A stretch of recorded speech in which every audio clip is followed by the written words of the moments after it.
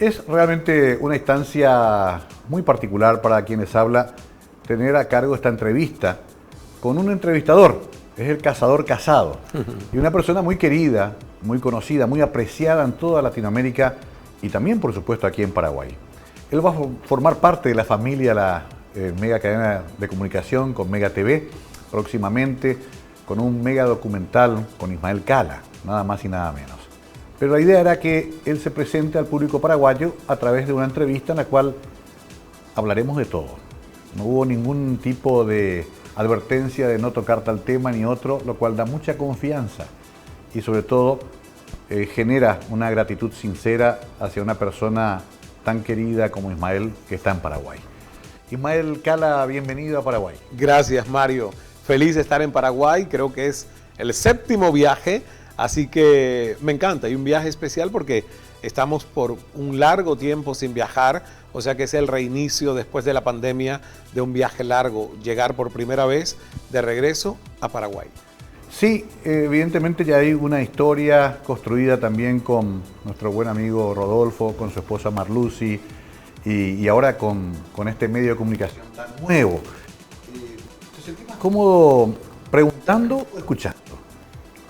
Al principio me sentía más cómodo preguntando, porque sentía que quien pregunta tenía el control y me ponía en un poquito a la defensiva el convertirme entonces en el entrevistado, ¿verdad? Porque sentía que perdía el control ante alguien que era quien iba guiando con las preguntas. Pero luego me relajé y dije, no, tener una conversación no es sobre quién tiene el control y quién no. Es simplemente entre dos seres humanos que conversan, uno pregunta y el otro tiene derecho de contestar o no contestar lo que quiere, que era lo que yo hacía también con mis entrevistados. Y sabes que ahora me siento igual de cómodo el ser quien está entrevistando, porque me gusta escuchar y aprender de otros, y el ser quien responde, porque también me gusta que se escuche la voz que tengo sobre muchos temas que me conciernen, de los que estudio, de los que me apasionan sobre el mundo. Entonces, las dos facetas tienen a un Ismael que le permite desarrollar una habilidad diferente. Justamente, qué bueno que ya entraste de lleno en el tema del control, porque pareciera, Ismael, que la gran lucha, el gran sufrimiento del ser humano pasa por querer controlarlo todo y al final parece que no controlamos gran cosa, ¿no? No, controlamos solo nuestras respuestas a lo que nos pasa, pero eso es un porcentaje muy mínimo de lo que es la vida, porque la vida realmente va pasando por esas cosas que suceden, son eventos y que uno, porque quiere tener expectativas y control de esas expectativas manifestadas en la realidad personal propia, empieza a resentir cuando hay contraste. Ya yo utilizo esa palabra. Antes decía cuando hay tragedias o cuando hay problemas o cuando hay obstáculos o cuando hay imprevistos. Pero a todo eso que mencioné le llamo ahora contraste. ¿Y por qué? Porque contrasta la realidad con lo que el mapa mental maestro de mis expectativas tenía diseñado. Y ahí es donde las personas empezamos a ofrecer resistencia, empezamos a decir, ¿y por qué me pasó esto? Yo quería otra cosa, yo esperaba otra cosa, yo merecía otra cosa, ¿por qué a mí? Ahí es donde se desencadena, Mario, un sufrimiento innecesario en el ser humano. Entonces, como entendí eso, porque lo vengo estudiando hace mucho rato, pues nada, pues yo digo, no, controla tus expectativas, fluye con el momento, desapégate de mucho del resultado de tus acciones y preocúpate en hacer el esfuerzo correcto, ni más ni menos, por las acciones y atraer lo que quieres a tu vida. Y lo demás hay que soltarlo porque no hay control sobre ello. Lo vengo estudiando hace rato, dice Ismael, y ahí me quedé muy atento porque, claro, tu trayectoria la conocemos, tus primeros años de radio en Cuba, después vas hasta Toronto, Canadá, donde desarrollás ya una carrera interesante.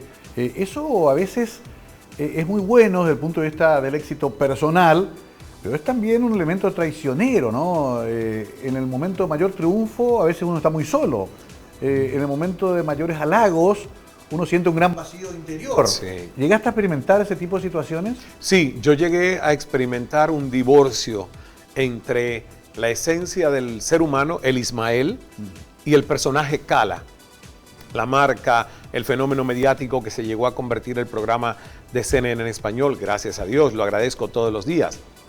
Pero llegó un momento donde yo decía, realmente yo no sé quiénes son mis amigos. o quiénes son los que están alrededor mío por el beneficio del círculo de poder que arrastra estar en este momento de tanta exposición mediática, de tanta influencia, de acceso a líderes, a políticos, a celebridades, a escritores. Y sabes que eso llegó a como que atormentarme, porque digo, no sé realmente. Entonces, en el momento en el que renuncio a CNN y el teléfono dejó de sonar, dije, tienes un buen tiempo para saber quiénes son tus amigos. Porque los que llamen ahora, no porque te están llamando porque necesitan el espacio en televisión, los que llamen ahora son tus amigos. Y fue un momento precioso, formidable, en el año 2016, cuando sentí un alivio enorme de dejar de tener que atender el teléfono de gente que lo único que quiere es usarte y manipularte, y empezar a recibir llamadas de personas que no importa cuál es tu posición hoy o mañana, siguen siendo realmente gente que tiene un afecto especial por ti. Entonces, mira, alguien me dijo a mí una vez, bueno, cuando salgas de CNN es un suicidio profesional, nada más va a pasar con tu carrera, no va a haber nadie que lea tus libros, ¿quién va a ir a las conferencias? Y yo digo 5 años después, menos mal que no hice caso. Menos mal que no me guié por esa voz, ¿verdad? Del miedo y de inocularte ese tipo de sentimiento de insuficiencia o poco valor. Porque hay como el otro yo que está ahí, el diablito que está diciendo, vas a fracasar. Claro. Se acabó tu vida. Claro. Tenés un problema grande. Y uno se lo cree. Mira, yo entendí que si peleas con ese yo dentro de ti, que yo le llamo el yo de las sombras, gana. Porque yo no sé por qué los malos son menos, pero tienen más fuerza, tienen más perseverancia. No lo entiendo. Entonces me di cuenta que si tú no peleas con él, sino que juegas con él y no lo enfrentas directo, sino que, por ejemplo, cuando la voz ahora esa viene y dice, tú no eres lo suficiente, ¿quién te crees que eres, Ismael? ¿Cómo vas a atreverte a un proyecto tan enorme? Mira tu historia, vienes de humildad, de pobreza, de carencia. Entonces yo juego con la voz y digo, regresaste. Gracias por venir, te dejo ir. No me engancho en tu historia, no me engancho en tu energía, pero con una neutralidad y un distanciamiento como que ya no me molestas, ya no tienes poder sobre mí. Pero por muchos años, cuando esa voz llegaba, yo la enfrentaba. ¿Y por qué de nuevo esta voz dentro de mí? ¿Ves? Por eso soy un fracasado, porque nací en Cuba y porque no tuve la oportunidad del otro y porque no sé qué. Y empezaba a enrarecer mi vibración, mi energía como persona. Y cuando tú enrareces y permites que esa voz contamine tu energía, entonces empieza la desesperanza, la apatía, el pesimismo, y así no se construye absolutamente nada. Entonces yo ahora miro mi mente y digo, es un teatro. Y en un teatro van a llegar voces buenas, personajes principales, personajes secundarios. Tiene que haber en cualquier obra teatral el protagonista bueno, que es el héroe, y el villano, porque si no, no hay conflicto dramatúrgico. Y esa es la vida. Y cuando entiendes que eso es lo mismo que va a pasar en tu mente, que es una obra de teatro, no le crees tanto a esos personajes negativos. Juegas con ellos, te ríes de ellos, y la verdad me ha dado muy buen resultado. Me está funcionando en esta entrevista casi como una sesión de análisis gratuita. Voy a aprovechar coaching, mentoría, coaching, sí, psicoterapia. Y espero que la teleaudiencia también, porque la idea es conocerlo a Ismael así justamente, no tanto en el formalismo ni en el tecnicismo, qué va a hacer, cómo va a hacer las entrevistas, a quién va a invitar, eso ya vendrá después. Ahora queremos sacarle el jugo a este hombre que se ha sobrepuesto a muchas cosas. Y ahí quiero entrar en otro tema que quizás sea delicado, pero me dijiste preguntar lo que quieras, así que yo acepto. Tu infancia, tu adolescencia, todos tuvimos dificultades. Y los que estamos en los medios también tenemos un ego muy desarrollado, sí, ¿no? En el cual dijimos, yo voy para adelante, pase lo que pase. Y eso a veces es doloroso también. ¿Cómo fue ese Ismael niño y ese Ismael adolescente que fue dirigiéndose a la persona que sos hoy? Pues en un momento cuando el Ismael era niño y era adolescente, esa persona sin recursos en cuanto al emocional, porque nadie le dio inteligencia emocional o psicología positiva, comunicación asertiva, liderazgo, no se enseñaba. Y ahora todavía tampoco se enseña mucho. Entonces, ese Ismael niño y adolescente sí creía que era una persona que a veces decía, ¿y para qué nací si no sé a dónde voy? Porque yo siento que en muchas épocas de mi vida temprana estaba muy perdido en el sentimiento de decir, ok, ¿hacia dónde voy? ¿Cuál es el camino? Y la verdad que necesité muchos instrumentos que la educación formal institucionalizada no me dio. Me preparó para ser un tipo con un coeficiente intelectual alto que se preparara para ser un ente productivo de la sociedad. Pero no me dio las herramientas para conocer el GPS del sistema operativo que nosotros los seres humanos tenemos por dentro. Entonces, cuando yo miro a ese Ismael, lo miro con mucha compasión y por eso trabajo con niños y con jóvenes a través de la Fundación Ismael Cala, que obviamente estamos intentando ya encontrar embajadora, alianza en Paraguay para traer el vuelo de la cometa, porque transforma vidas.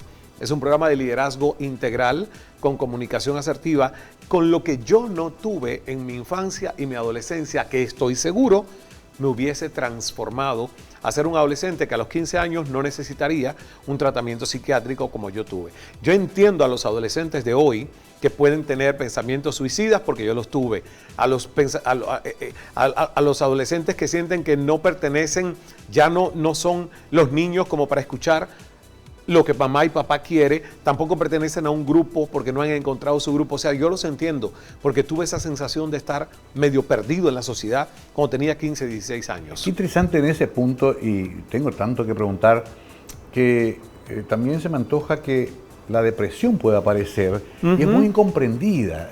Yo suelo ser testigo de gente que se enoja con la persona que sufre depresión, como diciendo, ¿por qué lo hace? ¿Por qué no deja de estar deprimido? Y no es una cuestión muy voluntaria, ¿no? No. ¿Qué experiencia tenés al respecto y qué le podrías decir a alguien que está mirando y que por ahí tiene un problema de depresión? Claro. Lo primero es que no se juzgue, que no se sienta culpable, que no se sienta a menos, que no se sienta demeritado como ser humano, porque la depresión es multifactorial.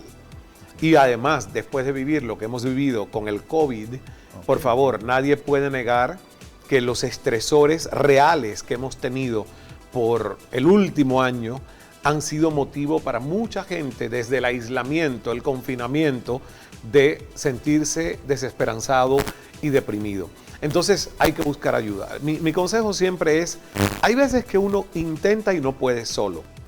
Y cuando intentas y no puedes solo, no es absolutamente de débiles, sino de fuertes, el pedir ayuda profesional a un coach, a un mentor, a un buen amigo que sabes que sabe escuchar y que no te enjuicia y que no te interrumpe, sino que simplemente te escucha y te va a proponer algo interesante o te va a hacer preguntas. Hoy más que nunca tenemos el acceso a terapias que antes no eran tan fáciles de acceder, a servicios. Entonces yo siempre le digo a las personas, la depresión invita a la acción, porque si te quedas en la inercia, una persona deprimida, una persona triste, cada día que pasa en depresión pierde más fuerza vital. Fíjate que alguien que se deprime totalmente va a la cama, porque pierde fuerza muscular. Está estudiado por dónde se siente la depresión como emoción y sentimiento en el cuerpo humano. Quita la fuerza de las piernas, quita la fuerza de los brazos, derrumba a una persona en la cama. Entonces, mi consejo es normal sentir tristeza, pero cuando la tristeza se estanca y tú ves que han pasado 2 semanas donde tú has perdido apetito, has perdido conexión con la vida, has perdido, digamos, propósito, ¿verdad?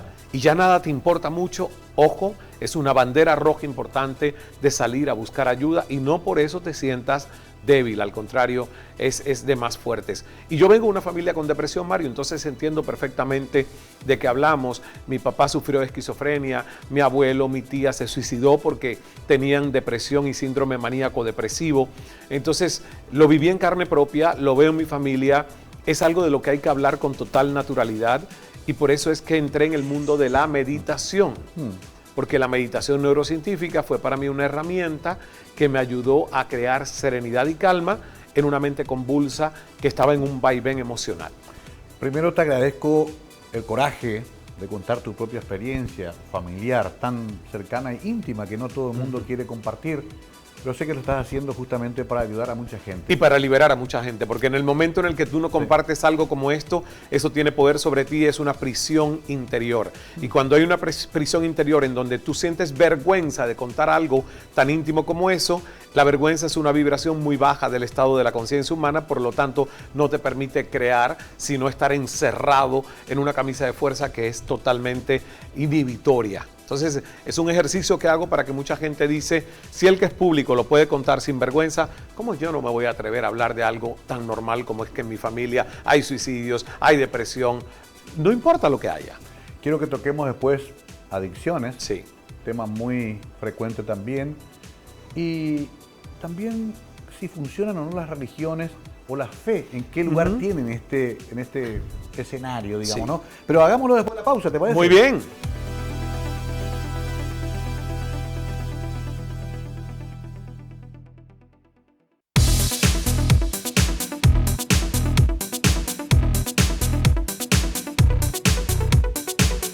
Mega Documental con Ismael Cala es la propuesta también renovada de la Mega Cadena de Comunicación para su flamante Mega TV. Entonces, ¿qué quisimos hacer? Conocerlo más a fondo a Ismael. Hay un Ismael Cala conocido por todos hace muchos años, con una gran trayectoria. Hay un Ismael Cala que ha venido a Paraguay ya varias veces, pero hoy queríamos aprovechar esto casi como una especie de grupo de autoayuda. Casi como esos grupos en los que uno se presenta y cuenta Así es. sus pareceres, sus problemas y pregunta y responde también, ¿no? A propósito, ¿crees que los grupos de autoayuda sirven también? Sí, claro, claro. ¿Cómo no voy a creer en ellos si yo fui a uno, por ejemplo? Ajá. Fui a Tenemos uno. mucha primicia hoy, ¿eh? Mira, una primicia. Yo creo que esto yo nunca lo dije, pero hubo un momento de mi vida donde perdí el control sobre el peso.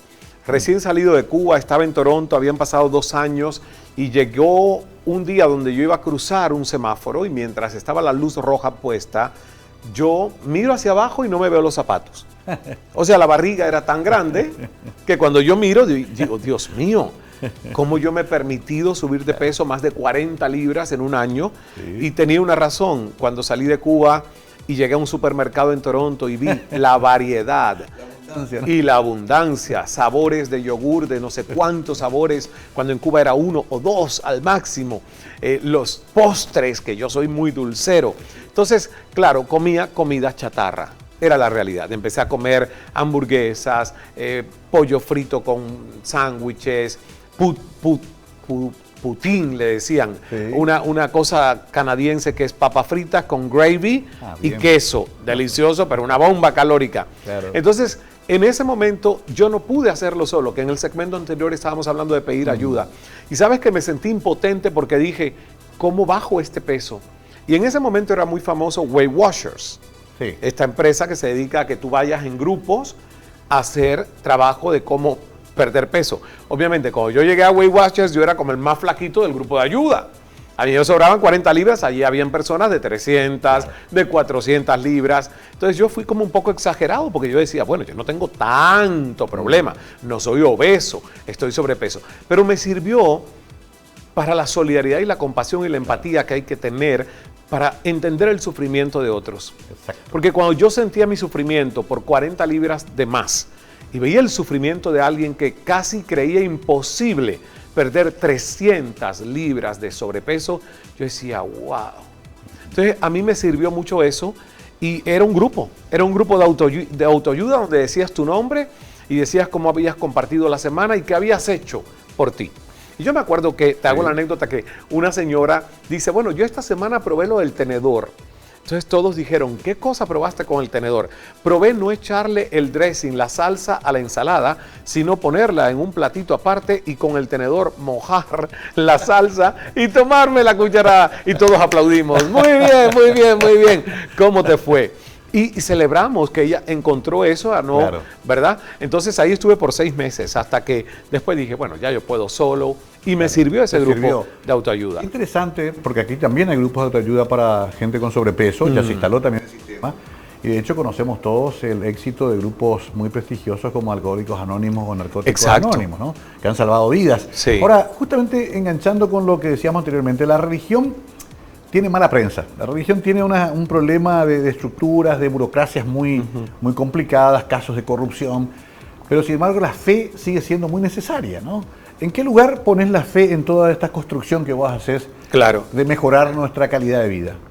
Yo creo que lo único que hay que separar es qué cosa es espiritualidad, fe y religión, ¿verdad? Es como que hay que separar la política y los políticos, porque la política es necesaria y la política también tiene mala prensa, pero no hay que meter a todos los políticos en el mismo saco, porque sería innecesario e injusto. Entonces, lo mismo con el tema de la espiritualidad y la religión. Hay que ser espirituales porque eso es lo que somos. Somos seres de energía, somos seres donde hay que cultivar el espíritu.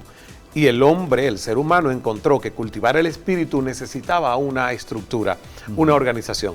Y por eso siempre digo, porque me encanta viajar el mundo, que en el momento en el que surgieron las religiones, el mundo no estaba conectado tecnológicamente como lo está hoy. Si no, yo estoy seguro que no tuviéramos tantos dioses y tantas religiones distintas porque nos hubiésemos puesto de acuerdo. Oye, vamos a crear guerras innecesarias, vamos a crear violencia innecesaria. ¿Por qué no nos ponemos de acuerdo y tenemos un dios o al menos unos pocos y no la cantidad de dioses que hay? Pero en ese momento, Mario, el africano no podía salir de África. Claro. El que nació en este territorio guaraní acá no se comunicaba con el inca, que nació en otra parte de América incluso. Entonces, todo el mundo tuvo su respuesta de espiritualidad creando una cosmovisión del mundo a lo que luego llamó religión. Entonces, ¿a qué me refiero con esto? Que yo he aprendido desde una conciencia expandida a que si bien soy cristiano, no tengo el derecho de pensar que el único Dios que existe es el mío porque tengo un contrato de exclusividad con la espiritualidad a nivel global. No, señor. Yo siempre digo, si voy con un judío a una sinagoga porque me invita de buena fe, yo entro a esa sinagoga. Si voy con un pastor evangélico a una iglesia evangélica porque me invita de buena fe, yo voy sin juzgar. Mi madre era católica toda su vida, yo nací siendo católico y un buen día mi mamá me dijo, me gusta la iglesia cristiana evangélica, me voy a cambiar. Y yo le dije, es tu decisión como adulta. Si te hace bien, si conectas desde tu corazón, Dios ni te va a castigar, el Dios Jesucristo el católico, porque te fuiste a un Jesús que ahora es cristiano evangélico. No te va a castigar, te va a amar porque yo creo que Dios es amor. Dios no puede ser un Dios castigador. Entonces, el que tiene fe, y es una fe que está incluyente y no excluyente, y cuando digo esto es una fe que amas a todos, no importa si son de tu iglesia o no son de tu iglesia. Ese es el verdadero amor incondicional porque nos sentimos conectados con todos los seres vivos. No importa su credo, no importa su sexo, no importa su estatus económico. Ese es el verdadero amor. Entonces, así ahora yo voy, ¿no? Como más abierto a explorar todo. Siempre tenés fe en un poder superior, digamos. No, es que sin eso no vivo. No viviría. No, sin eso no se vive. Tuviste una experiencia muy interesante con líderes muy significativos como Deepak Chopra o John C. Maxwell. Sí. Logré también entrevistarle a ambos, muy interesantes. ¿Ellos qué te dijeron al respecto? Porque al mismo tiempo, sobre todo Maxwell, es un líder religioso. Pastor. Es un pastor. Es un pastor cristiano. Exacto. Y Chopra tiene la visión más oriental de aceptar distintas divinidades, digamos. Claro, porque al ser indio, ¿verdad? Él tiene esa crianza del hinduismo, pero también es alguien que te habla del budismo. Y al vivir en Occidente es alguien que entendió que la espiritualidad tenía que estar mucho más abierta y no cerrada a una única tendencia religiosa. Entonces, tanto Maxwell, que se expandió más allá de hablarle solo a los feligreses de su iglesia, ¿ves? Le habla a cualquier persona porque le habla de liderazgo. Entonces es un tema universal, como Chopra, que habla de salud perfecta, de meditación, de balance, cuerpo, mente, alma. Le hablan a cualquier tipo de ser humano. Y eso es lo que a mí me interesa. Yo creo que nosotros tenemos que ir por encima de lo que nos separa, la ilusión de lo que nos divide, ir a la esencia de lo que somos. Es un archipiélago de almas y seres humanos que estamos todos conectados a través del sufrimiento y a través de la búsqueda del sentido de la vida. ¿Sos de practicar la meditación? Alguna vez me dijeron, es acallar la mente, es parar un poco ese ronroneo tan típico de gente que está en los negocios, en el periodismo, en la televisión. ¿Podés parar la mente? Podemos llegar a detener la velocidad con la que la mente funciona siempre y cuando no sea tu enfoque y tu obsesión. Porque cuando la mente sabe que eso es lo que estás intentando hacer con ella, más loca se vuelve, más desquiciada se vuelve. Entonces yo siempre le digo a las personas, no. ese resultado te va a llegar por añadidura de una relajación. Porque cuando noto que las personas quieren que su mente se quede en blanco, es cuando su mente se llena más de pensamientos intrusivos no deseados. Entonces, el método que nosotros enseñamos de meditación es, no, relájate. Cero expectativas de acallar la mente. Eso va a ocurrir involuntariamente cuando tú empieces, a través de meditaciones guiadas, a llevar tu atención a otra cosa que sean más allá de tus pensamientos. Por ejemplo, llevamos la atención al centro del corazón. Si yo le invito a alguien a que lleve su atención a los latidos del corazón, es imposible que tu atención esté en dos lugares en simultáneo. Entonces ya ahí vas acallando la mente. Entonces es jugar con la mente, quitar la atención fuera de ella, la ponemos en la respiración, la ponemos en el centro del corazón o le invitamos a entretenerse a la mente con los mantras. ¿Verdad? Que hay gente que me dice, pero yo no soy indio, ¿cómo voy a repetir un mantra? Le digo, no tienes que ser indio, puedes decirlo en español.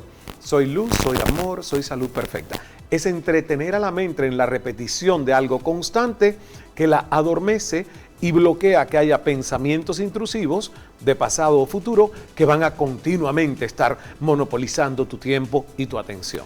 Un maestro me dijo, Ismael, una vez, orar es hablar con Dios y meditar es escucharlo. Es cierto. Por ahí me gustó mucho esa definición y confieso que también soy de los que me cuesta parar la mente. Ahora me diste unas cuantas pistas gratuitamente que voy a aprovechar y creo que la gente lo va a aprovechar también. Esto se aplica en el Kala Center, Sí. tienen un sistema, tienen, digamos, sistematizado una enseñanza. Y de hecho te quiero regalar, y aquí está Bruno, que es el cómplice inicial de todas las empresas y aventuras que juntos hemos hecho, incluyendo Fundación Ismael Cala. Te quiero regalar para que pruebes nuestra aplicación de meditaciones guiadas. Se llama Escala Meditando, escala de escalar, escalar en bienestar, escalar en salud, escalar en paz, en equilibrio, en sabiduría. Escala Meditando. Está en todos, en un teléfono. Ahí, en la tienda de aplicaciones, Okay. de todos los teléfonos inteligentes, buscas Escala Meditando, completamente hecha por hispanos, latinos, los desarrolladores de Kimagination. Es espectacular. Entonces hay meditaciones de 5 minutos, de 10 minutos, de 15 minutos, bueno, principiantes, intermedio, avanzado. Y ha sido una oportunidad para muchas personas que nunca habían meditado, desde su teléfono, el poder meditar. Eso luego lo llevamos al Kala Center, obvio con talleres presenciales, talleres online. Y realmente la meditación es una herramienta que nos sirve, no importa el oficio, la profesión, la religión que practicamos, es para todo el que quiera estar a cargo de su cerebro y de su sistema. Yo no sé si he marcado en el tiempo porque estoy tan fascinado con la charla que me dicen que puedo seguir. ¡Qué suerte! Porque quiero enganchar esto también con lo que hablamos antes, que es un poco la situación de tensión social que hay. Te hablaba fuera de cámara, violencia, lastimosamente muchos casos de feminicidio. Sí. Tenemos un récord en Latinoamérica. Y también algo que ha surgido últimamente, que es una especie de obsesión con todo lo que aparece como una superinformación. Antes teníamos pocos canales de información, un programa de radio, un canal de televisión, ahora estamos como invadidos, como bombardeados, ¿no? Aquí también hay que aplicar una serie de herramientas, o si no termina uno o agrediendo a la persona que más quieres por un problema no resuelto, o a veces peleando inclusive por cuestiones muy efímeras, muy leves, ¿no? ¿Qué hay que poner acá? ¿Un freno de mano? ¿Hay que volver a las raíces? ¿Hablar más en familia? ¿Qué tenemos que hacer? Yo creo que un poquito de todo. El hablar más en familia, a veces la tecnología que tenemos nos hace estar más conectados a la distancia que conectados en el hogar. Correcto. Y el volver a hablar alrededor de la mesa, de la cena familiar. Estamos todos así. Así, exacto. Estamos acá está tu señora y tu hijo. Sí. Estamos todos acá. Y mira qué interesante, un estudio que se hizo, Mario, demuestra que cada vez más las jóvenes generaciones están inhabilitándose de expresar emocionalmente lo que sienten. ¿Tiene sentido? ¿Por qué? Porque ya no lo hablan, lo traducen con un emoticón. Ya no somos capaces de decir estoy triste, sino mando una carita triste. Ya no soy capaz de verbalizar estoy frustrado, sino que mando una cara con un emoticón que dice que supuestamente estoy frustrado. Entonces, esa falta de ejercicio de poder verbalizar y tener la conciencia de un vocabulario emocional que me permita a mí drenar, desahogar, es lo que hace que mucha gente, al no tener ese recurso de desahogo, su válvula de escape explota en una posición de tensión con una agresión extrema. Entonces, no hay que justificar los feminicidios, lo que hay es que entender dónde está la causa. Y la causa está en que al hombre machista, al niño latino, sobre todo al hombre, sí, desde la niñez se le dijo: los hombres no lloran, usted no se caiga, usted no llore, levántese que no fue para nada. Si el hombre no llora, ¿para qué tiene lagrimales? Si el hombre no llora, ¿cómo expresa su frustración? ¿Cómo expresa su ternura? ¿Cómo expresa sus sentimientos? Entonces, ¿qué pasa? Estamos creando analfabetos o analfabetas emocionales que crecen con un nivel de encierro hasta un día que explotan, pero la explosión es demasiado agresiva y violenta. Entonces, es un tema social que hay que atajar desde lo que estamos proveyendo en la educación. Falta educación emocional en la niñez y en la adolescencia. Analfabetos emocionales. Anoten eso porque es título también de otro libro muy conocido, Ismael, y he leído parte del mismo y sé que ahí también se ahonda este concepto. Nos queda un poco más de tiempo, nos quedó el tema de adicciones, que es muy importante porque a veces se cree que adicción es solamente a la droga, también hay adicciones a drogas lícitas como el alcohol. Así es. Hay gente medicamentos. Medicamentos, el gran drama, ¿no? En Estados Unidos y en todo el mundo, ¿no? Y también quiero hablar al final del perdón. ¿Por qué nos cuesta tanto perdonar y perdonarnos, Ismael? ¿Cómo nos castigamos con las cosas que hicimos en el pasado y no podemos salir? Pero, ¿me das un momento? Por supuesto. Hoy me adueñé del programa de Ismael, pero lo estoy disfrutando enormemente, igual que usted seguramente. Ya volvemos con nuestro invitado de lujo esta noche en su programa, Ismael Cala.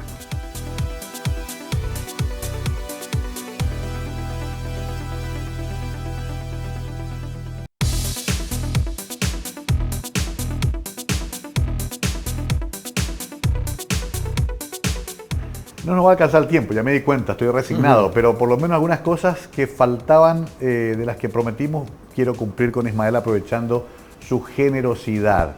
Me quedé pensando mucho en el tema del perdón, porque igual que vos, conozco familias que han estado distanciadas por años. Hay familias que recién se reconcilian cuando ya parte el padre. Así es. Hay divorcios muy duros, con guerra de los roses con los niños en el medio. ¿Por qué acumulamos tanto rencor y nos cuesta tanto perdonar, Ismael? Según tu visión, ¿no? Creo que porque también socialmente nos condicionaron a justificar nuestra incapacidad de perdonar. Entonces, cuando en el cerebro racional de una persona puede enumerar una cierta cantidad de razones lógicas aceptadas por otros, entonces tú estás bien, aparentemente justificando tu falta de perdón. Lo que pasa es que los investigadores, años recientes, han demostrado que la incapacidad de perdonar te quita salud, eleva tu presión arterial, baja tu sistema inmunológico y crea un desequilibrio hormonal, y tiene sentido. ¿Por qué? Porque cada vez que tú resientes, resentir es vuelvo a sentir. Y todo lo que uno no ha perdonado es porque te hace sentir agravio, queja, frustración, daño, humillación, perjuicio. Entonces, todo eso te hace resentir emocionalmente cosas que no son agradables para tu cuerpo. Y esas emociones, como el cortisol, la adrenalina, son dañinas para el torrente sanguíneo y desequilibran el sistema de homeostasis o equilibrio justo que cada organismo busca para poder vivir en plenitud. Entonces, la incapacidad de perdonar te quita años de vida, te quita salud, te quita alegría, te quita paz. Y ahí es donde uno tiene que entender que el perdón no es el regalo que le está haciendo a alguien más, una persona. El perdón es un regalo de autosanación y de felicidad. Y uno empieza a desmontar los mitos de que, ¿cómo lo voy a perdonar si nunca vino a arrepentirse de lo que hizo? No. Tú no estás perdonando a otro porque se arrepintió de lo que hizo, porque el perdón no es un regalo para ese otro. Eso es un efecto secundario. El perdón es un regalo que te libera de tu enojo, te libera de tu rabia. Pero la gente dice, ¿pero cómo yo voy a perdonar a quien mató a mi hijo? Yo digo, ¿qué opción tienes? ¿Vivir por el resto de tu vida amargado, estreñido, constipado? Mira, la falta de perdón, Mario, es como que tú debes aceptar que tienes a una persona ocupando espacio de tu casa sin pagarte renta. O sea, tienes a alguien en tu casa siempre ahí, que es esa persona a la que le resientes, a la que tienes ese pensamiento que no dejas ir, y está siempre ahí, pero ni siquiera te paga espacio por todo lo que ocupa de tu energía vital en tu cabeza, en tu mente. Yo digo, ¿es eso inteligente? Entonces, la gente que no perdona se está tragando un veneno de rata creyendo que está envenenando a otro, claro, cuando en realidad se está envenenando. el otro sigue campante. El otro sigue ¿Te tocó campante. perdonar a gente que te hizo daño? Por supuesto, yo tuve que perdonar a un tío que cuando yo era pequeño fue un niño amanerado, afeminado, porque no crecí con mi padre, crecí con madre, con abuela, y ese niño, ese tío, primo, hacía comentarios muy despectivos sobre mí, y yo los escuchaba. Claro. Y por muchos causaba años, mucho dolor, ¿no? por muchos años había mucho dolor, mucho resentimiento, mucha rabia contra él. Hasta que hice un proceso de perdón que fue más para mí que para él. Claro. Pero por ende también le resulta importante a él porque lo libero de esa culpa, de esos juicios. Pero me perdoné yo también por los juicios que tuve que hacer sobre mí, Claro. y sobre él. ¿Ves? Porque fueron juicios también sobre él bastante tóxicos, bastante dañinos, súper críticos. El perdonar no es olvidar, el perdonar no es condonar o justificar lo que la otra persona hizo. El perdonar es simplemente tú liberarte de la prisión, de esa carga emotiva que te quita poder y libertad personal. O sea, yo siempre le digo, el hacer un proceso de perdón es caminar el puente del miedo al amor. Y ese es el puente de la libertad. Y todo ser humano debería entenderlo. Hay cubanos que me van a criticar por lo que yo digo, pero no importa, yo ya digo las cosas aunque sean criticadas. Cubanos que obviamente Fidel Castro les confiscó sus tierras, Claro. sufrieron muchísimo al salir de Cuba y nunca han podido perdonar eso que pasó. Y dicen que el día que van a ser feliz, por ejemplo, es el día que ya no haya ningún Castro dirigiendo Cuba. Pero yo digo, ¿y si tú mueres antes de que eso pase? ¿No piensas que es poco inteligente vivir con esa amargura sin intentar volver a reconstruir tu vida desde la felicidad y el amor? Entonces, yo tengo una única vida y tengo que hacer todo tipo de proceso de perdón posible para recuperar mi sonrisa, recuperar la alegría, vivir feliz, vivir en armonía y vivir 137 años. Alguien que no perdona no puede vivir 137 años. Interesantísimo y sobre todo aleccionador. Y no quería dejar hacia el final, porque es un tema real de la sociedad, las adicciones se han definido de muchas formas, ¿no? La propia Organización Mundial de Salud habla de un problema de salud, una enfermedad, Sí. que como tal hay que tratarla, ¿no? Pero claro, hay demasiados matices. Está el que toma alcohol todas las noches y cree que no es adicto, o está el que tiene que tomar pastillas para todo y cree que al ser legal no está transgrediendo nada. En realidad tenemos un problema bastante extendido en las sociedades de adicciones. Para ello, ¿qué necesitamos? Aceptación primero, ¿no? Entender que las adicciones son enfermedades, es una enfermedad. O sea, cuando uno a veces critica y juzga a una persona porque dice, pero ¿por qué no sale de donde está? Exacto. No se da cuenta que le hace mal, no se da cuenta que ha perdido a su familia, porque yo he tenido personas cercanas en mi familia con tema de adicciones y también en algún momento los juzgué. Hay que entender que no se trata de fuerza de voluntad. Correcto. Es una enfermedad. Y como cualquier otra enfermedad, el que tiene un problema de hígado mal, ¿verdad? No es que tenga poca fuerza de voluntad de superarlo, es que necesita ayuda profesional para superarlo. Lo mismo pasa con el tema de las adicciones. Tienes que someterte a un tratamiento como cualquier otro enfermo que necesita ayuda médica, ayuda profesional.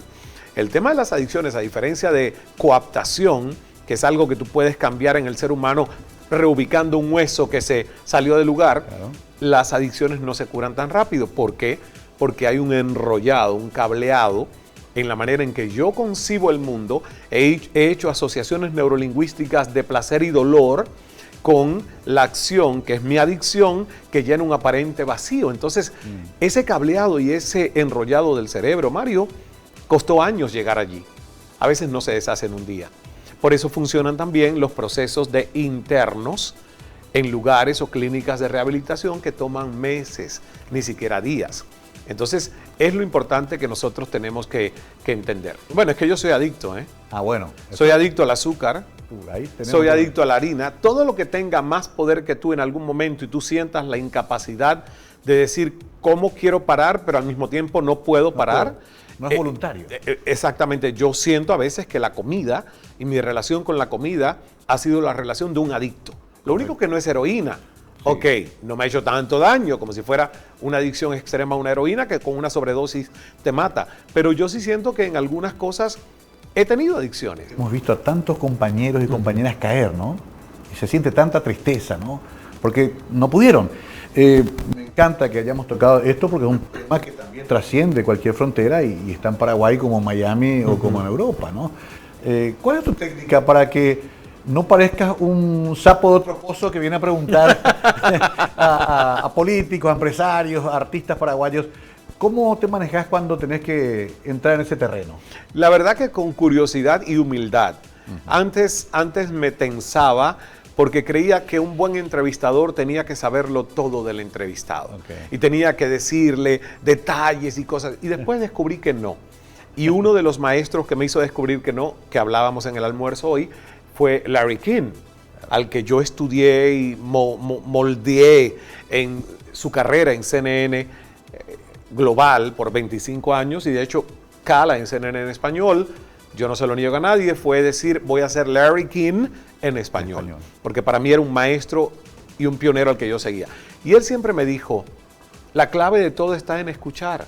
La clave de todo está en que el guión desaparezca, porque a través de tu escucha activa van a salir las mejores preguntas de esa conversación, ni siquiera las que tú llevabas preparadas. Lo que has hecho tú hoy, que viniste sin guión.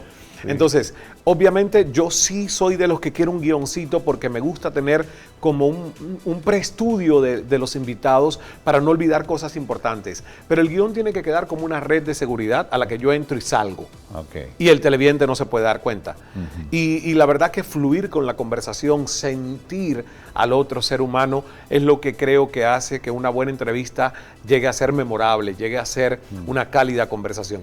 Y la verdad que estoy fascinado porque cada vez que vengo, y gracias a la oportunidad de Rodolfo Marlucci, la mega cadena de comunicación con Vamos por Más Producciones, conozco a interesantísimos personajes de todos los ámbitos de la sociedad paraguaya. Y para mí es un placer porque a través de ellos, que son mis entrevistados, conozco más el país. Ahí está, así será el juego ya muy pronto aquí en Mega TV, cuando Ismael comienza a invitar a cada uno de los personajes más importantes de Paraguay. Tengo un regalo, Mario. ¿Sí? Tengo un regalo. Hablábamos ahorita de la aplicación Escala Meditando, meditaciones guiadas en español. Y todos los que nos están viendo por un mes completo van a poder descargar totalmente gratis la aplicación en su teléfono inteligente. Cuando descarguen y le pidan el código de promoción es Mega Paraguay, todo juntito, Mega Paraguay, así que es una cortesía de Mega Documental con Ismael Cala en Mega TV, el que ustedes puedan disfrutar de esta herramienta que a mí me ha transformado la vida. Muy bien, Mega Paraguay, muy fácil. Así es. Todo junto. Entrando en la parte final, un ping-pong rápido que me gustaría aprovechar para ir conociendo ya definitivamente a Ismael en lo posible dentro del límite de este programa. ¿Qué es el amor para vos en tu vida? ¿Qué significó el amor? El amor es todo. El amor es el concepto de vibración más alta en el que el ser humano puede encontrarse. Antes yo concebía el amor de una manera muy limitada porque era solo familia, pareja, pero hoy me doy cuenta que yo puedo amar a personas a las que nunca conocí y nunca voy a conocer, simplemente sintiendo que estoy conectado con la raza humana. Amo las plantas, amo a mis cabritos del Cala Center. Nació Melito, que le puse el seudónimo con el que llamaban a mi padre. ¿Ves? Porque para mí es amor el tener una planta que simboliza a mi abuela dentro de mi casa, tener cabritos que tienen el nombre de mi madre, ahora de mi padre, porque yo siento que esos son tus afectos y los puedes tener vivos. ¿Quién te dice que no? Y los puedes tener cerca. El amor es la vibración más alta con la que un ser humano puede realmente hacer magia y milagros en su vida. ¿Qué conmueve a Ismael Cala? ¿Qué es algo que te toca de pronto y te puede generar sentimientos muy profundos de todo tipo, ¿no? Algunos, en mi caso, la música, por ejemplo, tiene un poder muy grande. ¿A vos qué te mueve así absolutamente? A mí me mueve ver cómo la naturaleza y el universo tiene unas leyes tan orgánicas que si uno se pone detenidamente a observarlas, vas a decir cómo esto puede pasar. La música me fascina, soy de los que escucha música todo el tiempo. Música para un propósito diferente, a veces uso música para meditar, otras veces para concentrarme y estudiar, otras veces para bailar, otras veces música clásica para observar naturaleza. Y últimamente te puedo decir que lo que me obnubila, que me roba el tiempo, es mi relación con las plantas. De hecho, saliste de la ciudad y te fuiste a un lugar mucho más amigable con la naturaleza, Sí. ¿no? ¿Dónde queda eso? Eso queda a 30 minutos al sur del aeropuerto de Miami, camino hacia Homestead, hacia los Cayos de la Florida. Hermoso. Es una zona agrícola que se llama Redland. Hay cultivos de tomate, de frutas, aguacate, mangos. Y ahí está el Cala Center. Ahí está el Cala Center, es una propiedad que seguirá creciendo en terrenos aledaños para poder construir todos los recintos de meditación, los bungalows para que las personas vayan a retiros y se queden 3, 4, 5 días en un detox de cuerpo, mente y alma. Entonces empezamos recién a construir todo el proyecto. Interesante. Y ya entrando a la etapa final de esta charla, para mí muy enriquecedora, la verdad que estoy muy contento porque creo que logré lo que justamente Ismael pedía, que era conocer a la persona más allá del personaje, ¿no? Creo que fuiste hoy muy abierto y sincero. ¿Cómo te gustaría que te recuerden? A veces es un juego peligroso con el ego también, cuando uno piensa, me recordarán como la gran figura. Hay un chiste de Quino, el humorista argentino, que se imagina multitud en su entierro, cuando está a punto de meterse un balazo, ¿no? Entonces es medio loco el tipo y se mata por eso. Pero uno va a trascender un día a otra forma de vida. Sí. ¿Cómo te gustaría que la gente en Paraguay, en Florida, en Buenos Aires, en Santiago de Chile te recuerde? Pues simple, yo quisiera ser recordado como un ser humano que encontró cómo lidiar con el sufrimiento y la cuota de dolor que le tocó vivir y transformar eso en inspiración y crecimiento hacia otros. Entonces, si esa es la misión que me tocó en la vida, que creo que es la que todos los días yo promuevo con el equipo, nuestras empresas, la fundación, de ayudar a despertar y elevar conciencias en otros seres humanos, estoy feliz. De hecho, hay veces que yo digo, Dios, yo quiero vivir 137 años, pero ¿estoy preparado para morir hoy? Sí. Sí, porque creo que todos los días estoy viviendo con la conciencia de decir, hice hoy lo mejor que pude para añadir valor a otros seres humanos en mi camino. Y la verdad que cuando me hago esa pregunta y terminan mis días, digo, sí, creo que estuve consciente que hice lo mejor que pude en añadir valor con lo que me tocó hacer hoy como día. Y la verdad que eso es lo que me propongo como legado. Si llegan otras cosas, maravillosas, pero el legado es dejar un impacto positivo en dejar el mundo un poquito más lleno de amor. A ver si entendí bien y con esto termino. Llegaste a un momento en que llegaste a pensar que la vida ya no valía la pena y hoy llegaste, sin embargo, a este estadio en el cual estás lleno de energía y con ganas de compartir esto. ¿Te pasó ese viaje completo? Sí, claro, porque a los 15, 16 años, como te decía, cuando mi madre me lleva al psiquiatra, que me da una pastilla, un ansiolítico, antidepresivo, yo empecé a tomar esto, pues yo decía, ¿qué sentido tiene vivir así? No entiendo, tiene que haber algo más donde yo pueda descubrir un propósito de la vida y no que sea tomarme esta pastilla. Y como viví ese proceso y me hice cargo de todo lo que me pasó, pues siempre le digo a las personas, uno tiene que tener mucha responsabilidad con su salud mental, uno tiene que dedicar tiempo a su autoconocimiento, porque a veces mucho de lo que vivimos y no sabemos cómo resolver es porque no hemos invertido suficiente tiempo en explorar qué hay dentro, los recursos que ya yo tengo. Entonces hoy, como los descubrí y veo que tengo mucho más poder personal desde la fragilidad de ser humanos de lo que creía antes, estoy feliz porque descubro que la vida es una aventura y es una aventura positiva, que nada de lo que pasa, aunque sea triste y doloroso, es porque vienen a vengarse contra mí, sino es algo que me toca vivir para aprender algo, para dar un salto cuántico en el nivel de conciencia hacia el futuro. Entonces nada lo veo como algo en contra, sino como algo que me deja a favor algo. Me da la impresión de que acabamos de hablar, más allá del personaje, más allá del hombre famoso que escribe libros y firma autógrafos, con un hombre que triunfó. Me parece que soy un triunfador, Ismael, y es un orgullo haber hablado con alguien que pudo superar sus propias frustraciones, sus propios miedos, y hasta su propia debilidad extrema, que lo pudo llevar a una situación de casi finalizar la vida, ¿no? Y la gente que está viendo quizás tome esa idea también como una forma de recuperar lo que ha perdido. Ojalá sea así. Ojalá que sí. Fue un honor. Gracias, Mario. Muchas gracias. Bienvenido a Paraguay. Éxitos también con los nuevos proyectos a través de la mega cadena. Así será, si Dios lo permite y sobre todo si la audiencia nos permite también charlar como charlamos hoy con Ismael Cala. Un orgullo realmente poder tenerlo acá con nuestra familia en Mega Cadena de Comunicación. Gracias a Norman Harrison, nuestro director propietario y todo el equipo. Me quiere decir a Rodolfo y Marluci que son amigos de toda la vida. Esa historia te voy a contar otro día. Ismael Cala, con nosotros, el verdadero, el ser humano, el que conquistó todo lo que ganó en base a reconocer sus problemas, sus errores y dar un paso adelante para ser un triunfador. Gracias, buenas noches.